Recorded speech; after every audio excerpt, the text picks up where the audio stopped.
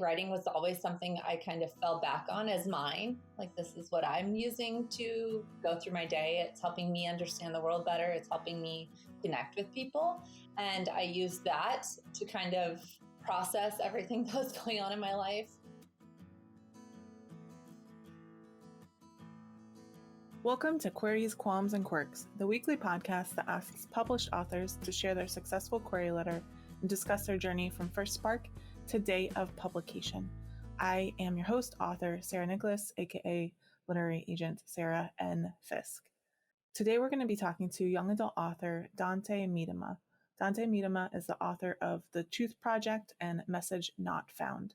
When she isn't writing, she can be found chasing her dogs and 4 daughters around Alaska, obsessing over aliens, or embarrassing herself on TikTok. So please welcome to the show, Dante. Hello. Hello. I love your TikTok, so I'm happy that made it into your bio. I love yours. I loved the duet that you did with me from Shit's Creek. I was so excited about that. And I was like, I really hope someone does this. And you did it so much justice.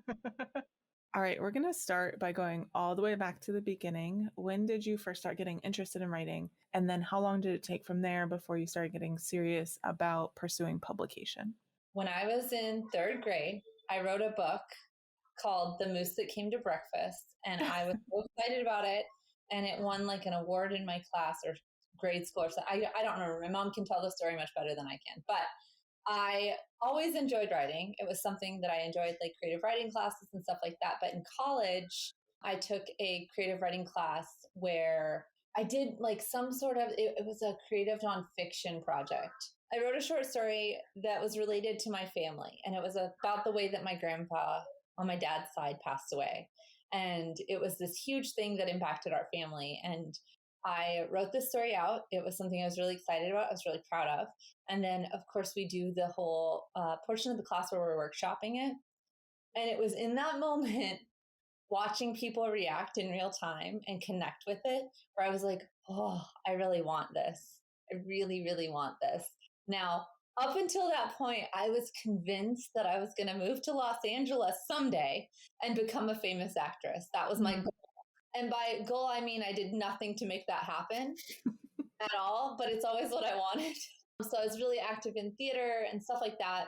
But after that, of course, I got married and I had kids, and it was something, writing was always something I kind of fell back on as mine. Like, this is what I'm using to, go through my day. It's helping me understand the world better. It's helping me connect with people. And I used that to kind of process everything that was going on in my life. It was about 10 years from the time I wrote that first short story and was like hooked on writing that I got an agent. Can you tell us more about the moment that you realized that you wanted to be a published author, that you wanted to see your book on bookshelves? So I knew that writing was like going to be my thing. Like, I knew after that, I just really wanted to keep writing. I think for me, that moment of I want to write a whole book came really after my first kid was born. And I was trying to navigate like what my life was going to look like now. And knowing that it was a goal that I had, something I wanted to do for me, but also to like show my kids, like, you can keep going, you can follow your dreams, And I know a lot of moms have echoed that. Rocky Kalin has a really great post that she's done about it, talking about, as a woman, as a mother, wanting to show your kids that you can follow your dreams, which is like the best compliment ever when your kid will tell someone else like, well, my mom did something really hard. And as a stay-at-home mom, that's like the best compliment, right? Like, you want your kids to see you also, at least for me, I really wanted my kids to see me follow something, do something, follow through with something. That was a big part of it. I don't know that there was like a defining moment where I was like, this is it. I'm going to write a whole book and get published. I think it was just, oh, yeah, I'm going to do that. Or this is like the next natural step, I guess. Yeah.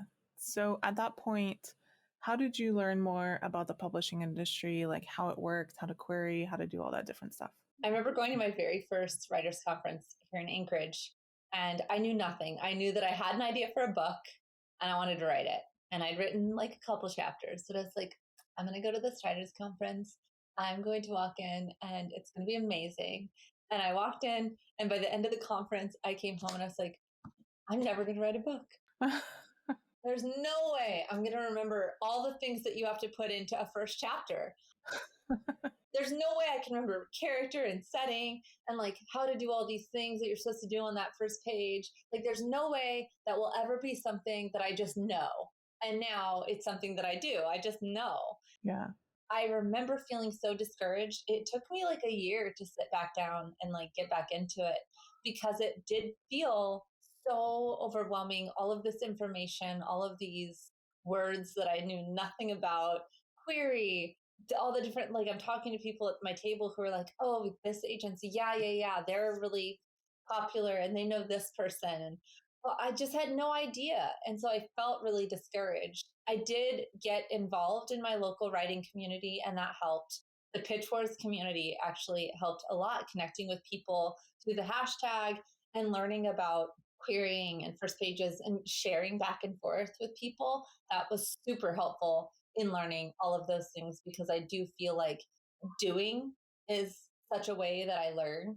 Actively helping people back and forth, like trading pages, really helped me to become a stronger writer. I'm trying to think what else, like reading, obviously reading widely in the genre I wanted to write in, and reading books on craft really helped me. Practicing, lots of practice, lots of failure, lots of being told no and why was really helpful because it showed me what not to do. So really, I think my best advice to anyone would be just put yourself out there, because it's the hardest part, but it really is the way to become a stronger writer and to get to your goal. My thing is always don't stop.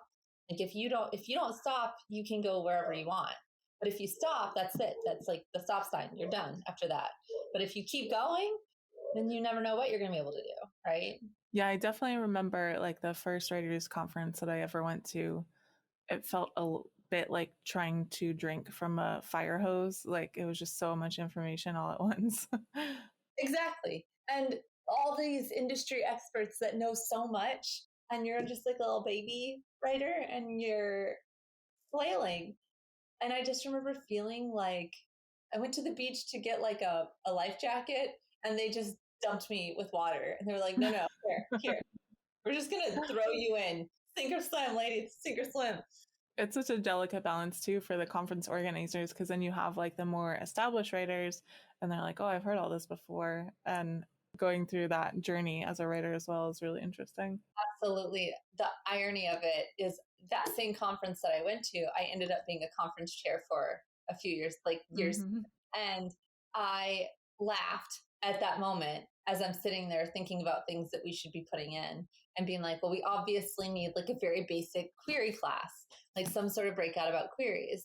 And then being like, it's the last thing I would want to go to right now at this point, but it's the first thing that I would have needed back then, right? Mm-hmm. So it's the irony of it, going to that conference discouraged, and then years later being one of the people organizing it was kind of a funny moment. Mm-hmm. Can you break down for us your journey from, first deciding you want to be published to signing your first book contract? All right, I hope you're ready for a fun ride. It was crazy, my little story.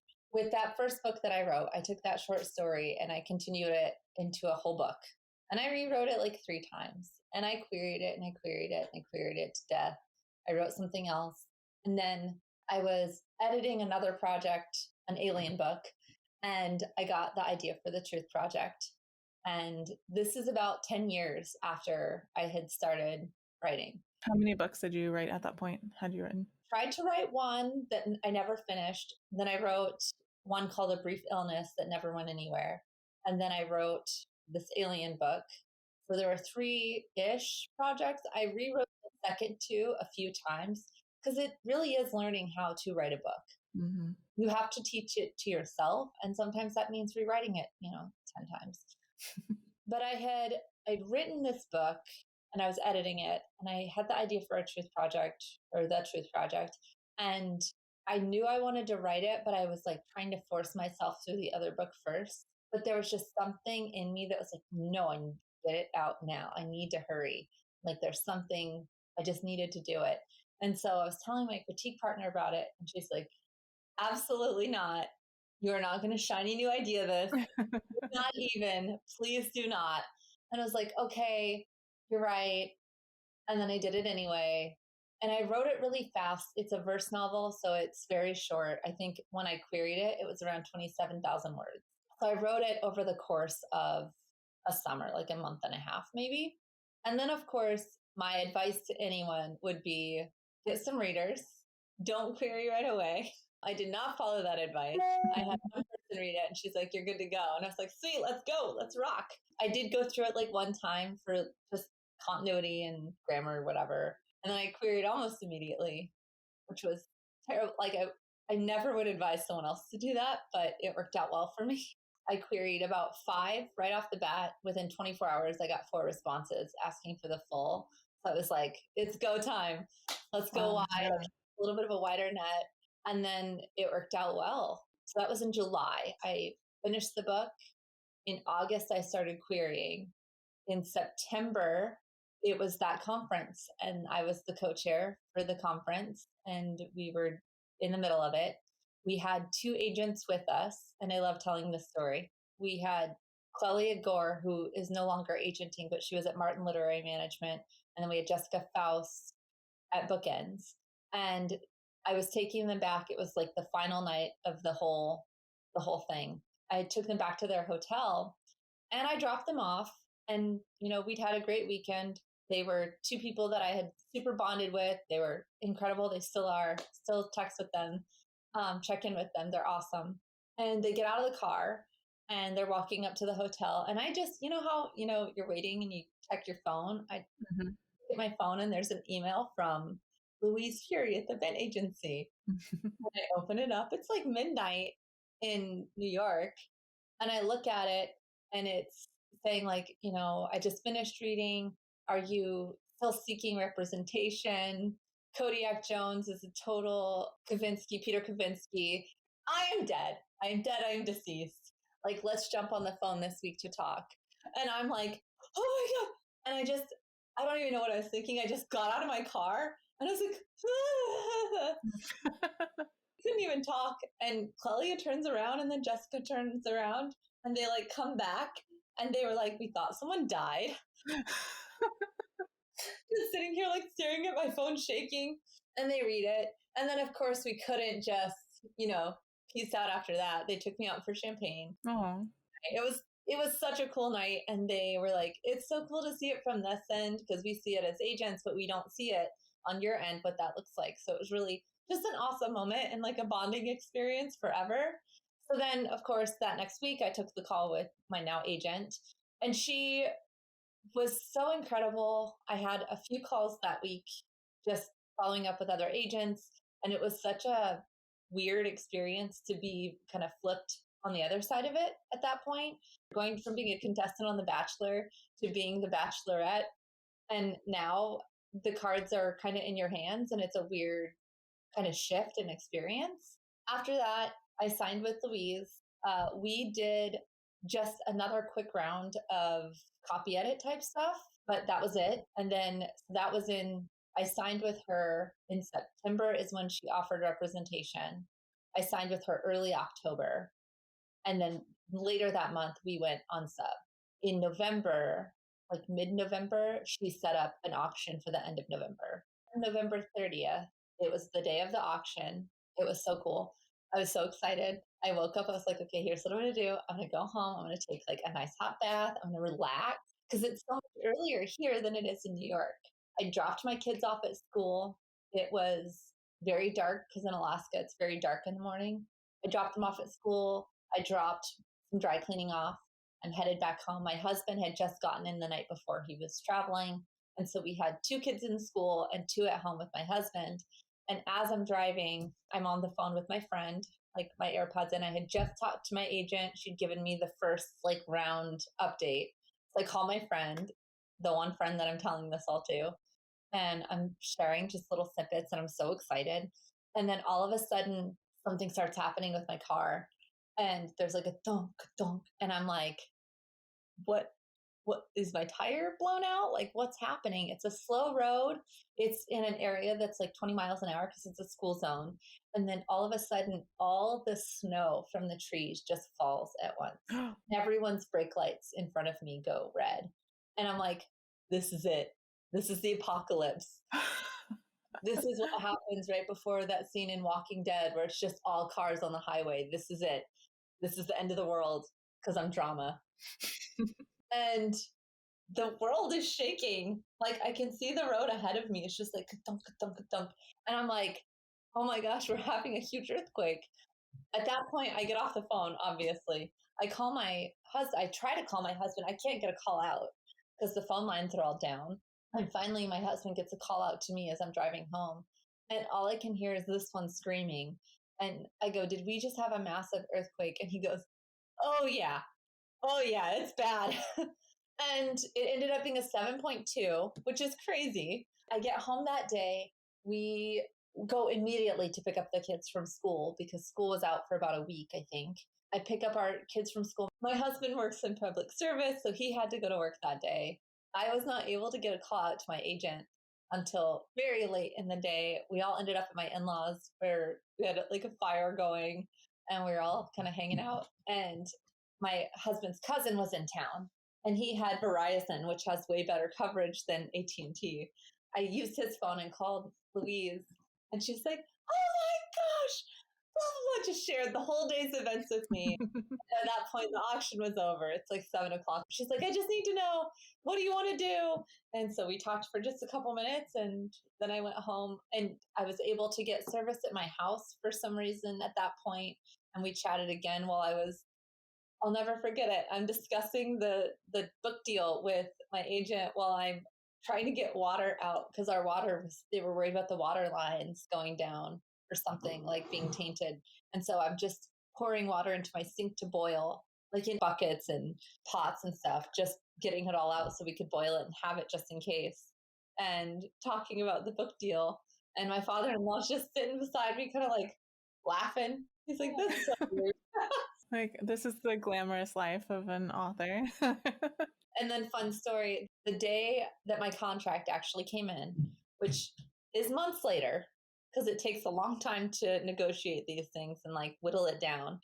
The day my contract came in, I print it off, I'm at home, I sign it, and I kid you not, I go from signing, like I'm right here, I'm signing, and then I turn around and I don't remember, gosh, she's probably 4 at the time, is sitting there at the kitchen table with me and pukes. And I went from signing to catching puke in my hands. And that is what I always tell people about the glamorous life of being an author is signing a contract at the same time you're catching someone's vomit. Yeah, it's a glam life I live here with the 4 kids. So it's interesting because if you tell the story of how you got your book deal, it sounds like, oh, you wrote the book very quickly. And then in a couple months you had an auction and, but then that's why I love doing this podcast because we have to talk about the 10 years.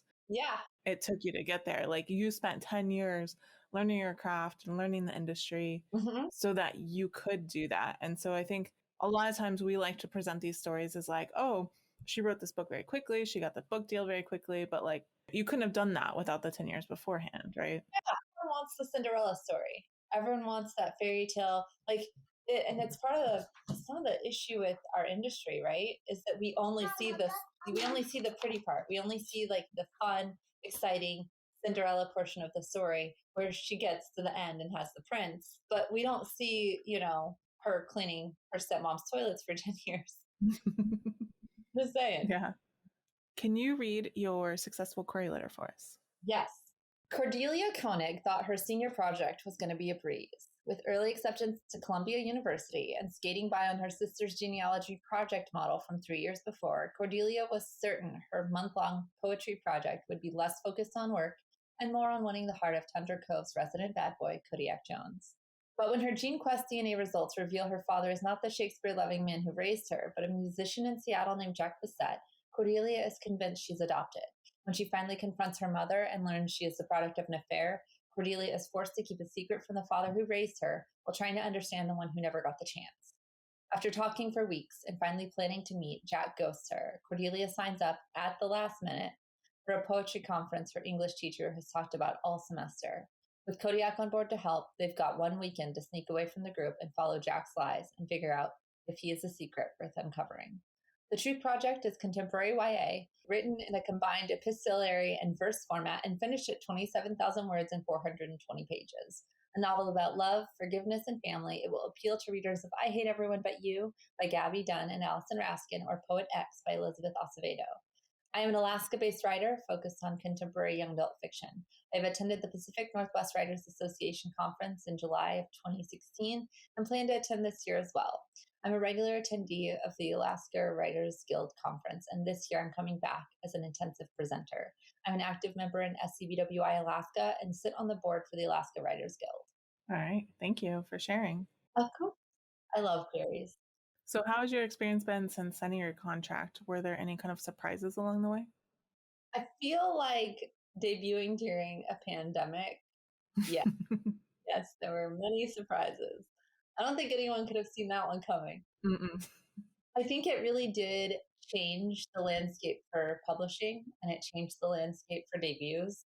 That was something that was a huge challenge and kind of felt like, I had that storybook up to that point. Everything was going perfect. And it was like, here, Cinderella, you have your prince. Also, your prince has COVID. And it was a little bit of a struggle because the things that I had planned for last year with the Truth Project did not happen. They did not come to fruition. There were things that I had really been excited about that I didn't get a chance to do. I'm an Enneagram 7. I am always able to kind of shift and reframe where I'm at and kind of a positive spin.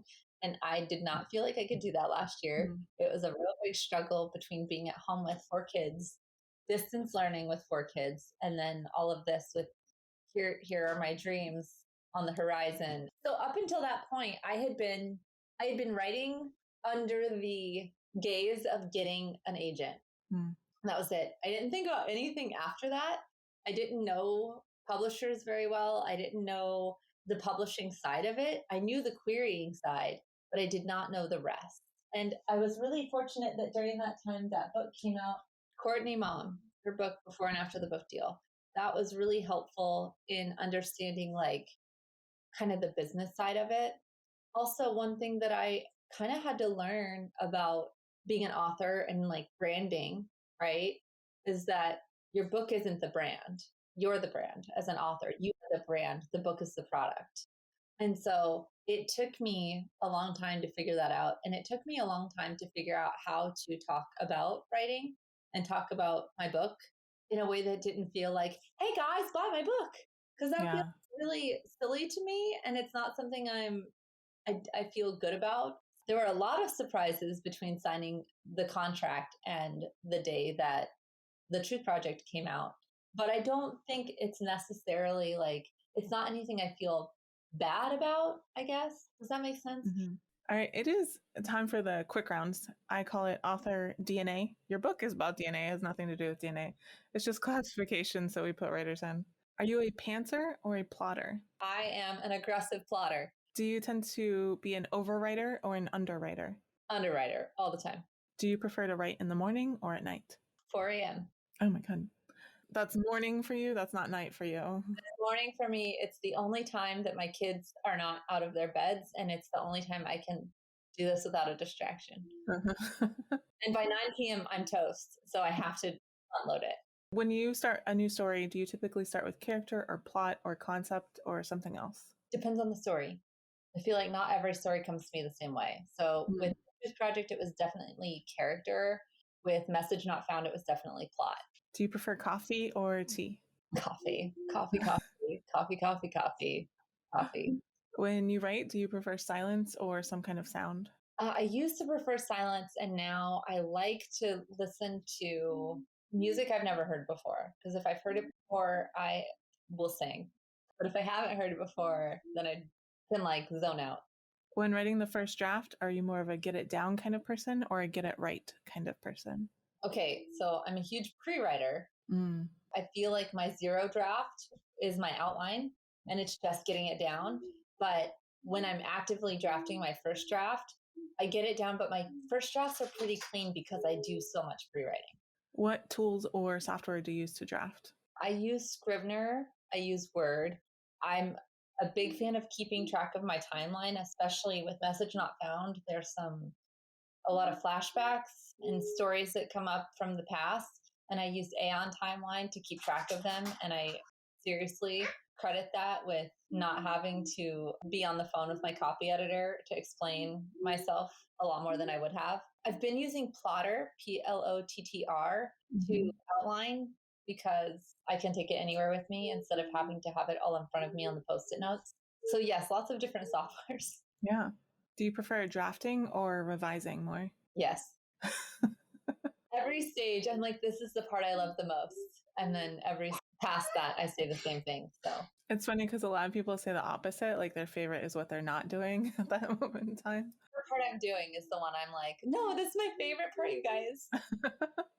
No, this is like really the favorite part though. I was just kidding last time. Do you write in sequential order or do you hop around? Sequential order every time, except when editing. I will skip around. When editing, it's always one part that I really struggle with that I don't want to touch and I don't want to deal with it because I know it's going to be hard and it's going to hurt my feelings. So I leave that until the last minute. And it's always the last part I work on in any project. It's the last part. That's it. So with the Truth Project, it was the poem at the end. And Message Not Found, it was a letter at the end, and I knew I had to nail it. I knew I had to get it right, and I waited until the very last minute on both. Final quick round question. Are you an extrovert or an introvert? I'm an extrovert. Me too. Yay. Which is why the pandemic was hard, except here's the thing. I feel like during the pandemic, being trapped in the house with 6 people, that's a lot of people all the time. And I really needed some me time. So I don't know. All right, so the show's called Queries, Qualms, and Quirks. So we're going to talk about the second Q. What were some of the qualms or worries that you had on your journey? And were they realized or did you overcome them? How did they shake out? Yeah, so I struggled a lot. I mean, anytime that you're devoting a lot of time and attention to something and you're a stay-at-home mom and you're devoting a lot of time and attention to something that is not like taking care of your kids, especially there's no like payout, right? Anytime you're investing time and energy and money into something that is not guaranteed, it feels sometimes like you're taking away from your family. And that was a really big struggle for me. And just the unassuredness. I'm someone who really does try to look at the positive side of things. I really enjoyed querying. And I get a lot of crap for saying that. I had a lot of people come after me on Twitter one time because I said I missed that feeling of querying and like the uncertainty. I feel like that was, for me, the biggest struggle. The unassuredness, like not knowing and sometimes not feeling like, I mean, everyone does this, right? As you're querying, you have people in your life who are getting their query, like getting success. They're getting agents, they're getting their book deal. And you're just kind of sitting by the sideline going, well, when's it my turn? But I still enjoy a good query letter. I still enjoy watching people in those query trenches. To me, it was like, don't want to say game because that's not the right word, but there was a certain level of strategy in it that I found really interesting and fun. And I don't know if I'm the only one who feels that way. I'm someone who leans on the positive side of things. So I have a hard time pointing out negativity in an area that I found so much joy in. Does that make sense? Mm-hmm. Yeah. All right. And now we're going to talk about the third Q. Do you have any writing quirks? Is there anything about your writing process that you think is different or interesting or unique? Obviously, you talked a lot about it already, but if there's anything you want to add. So I really enjoy when I'm reading a book and there is something like a unique structure. And for me, I think my writing quirk would be that when I sit down to write a chapter, I don't just write it out. I think about all the ways I can give that information to the reader without giving that information to the reader in prose. So is it a text? Is it an email? Is it a Google search? Is it a receipt that they found? Is it an article from a newspaper? Like, what can I do that isn't just straight writing? And that I feel like is my quirk. When you were in the lowest parts of your journey, what kept you going and why did you stick to it? In my lowest parts, I always lean on my critique partners. They are the people who have been there from the beginning. They are the people that you lean on. They're the people that you are running every idea through. And for me, those are the people that I've notoriously leaned on, especially through this last year and a half. That, and obviously my team, right? Like your publishing team, your agent should 100% be someone you can lean on and say, hey, I'm struggling with XYZ. And every time I talk to my agent, I leave feeling like I can do anything. I'm like, yes, I can take over the world. Let's do this. Let's write that right now. You talked about some of them, but what were some of the biggest mistakes that you made along the way? And also, what are some of the most important lessons you learned that you'd like to share with listeners? The biggest mistakes I made were querying way too early. I queried way before I should have queried. With every project I've ever worked on, I'm convinced, I'm just convinced this is the one. This is going to be it. This is going to be the one that gets me an agent.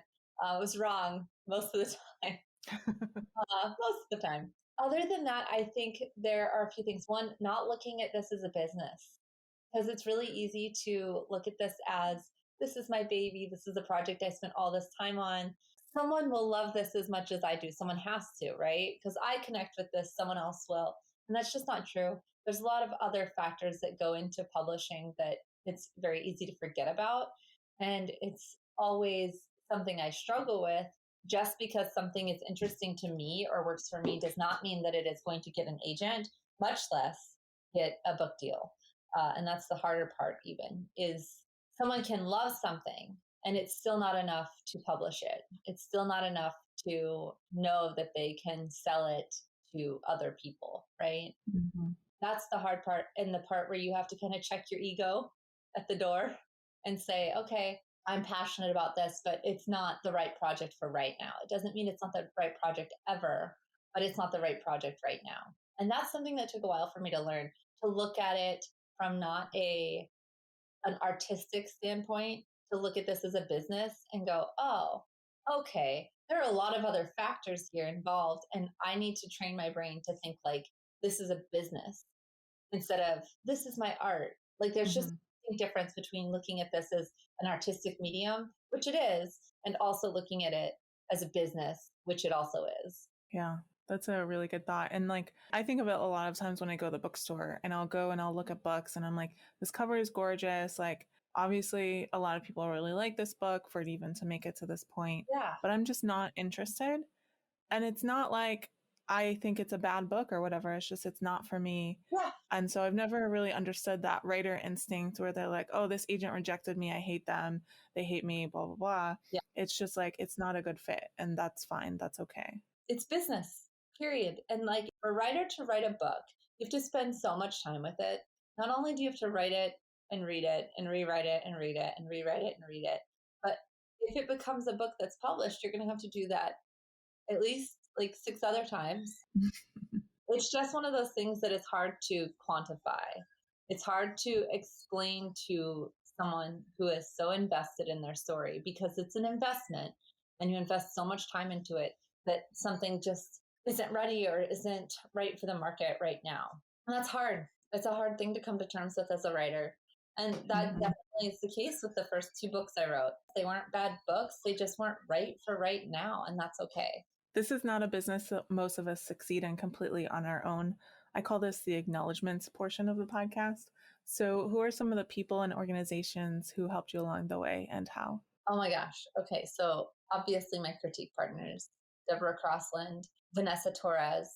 Her book comes out in February. You should check it out. You should. It's amazing. It's called The Turning Point. Ellen Pierce, who is another critique partner and someone I value and cherish and love. Those 3 have been just amazing to me through beginning and everything else.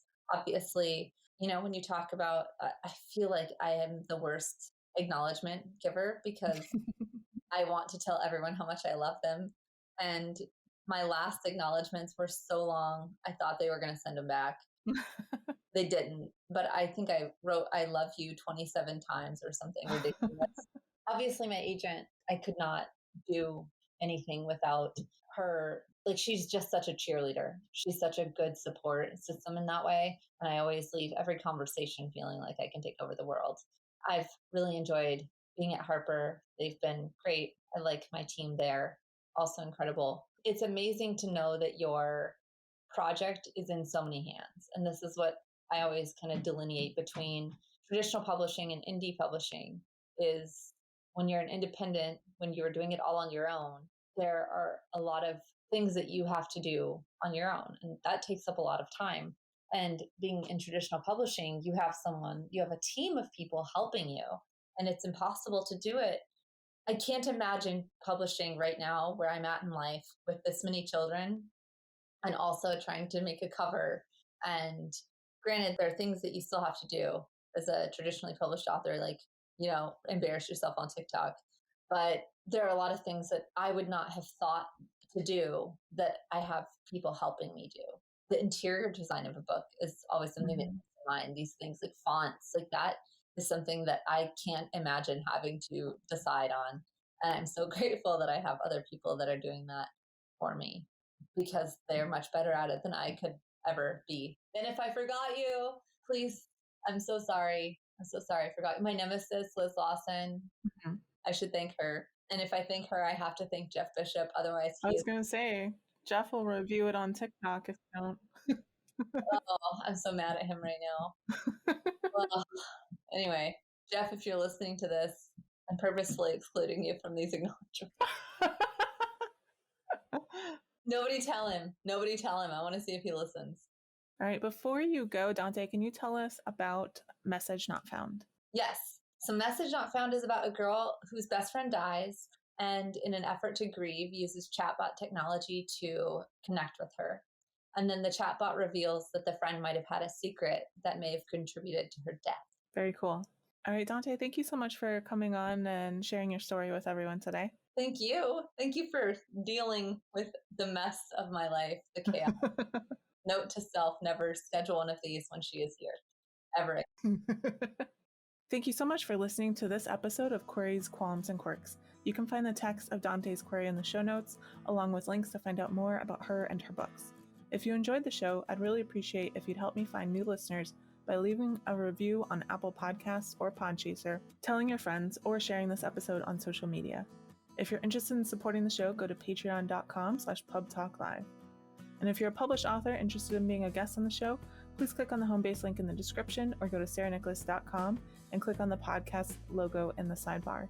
That is Sarah with an H and Nicolas with no H. Thank you so much for listening, and we'll see you next time.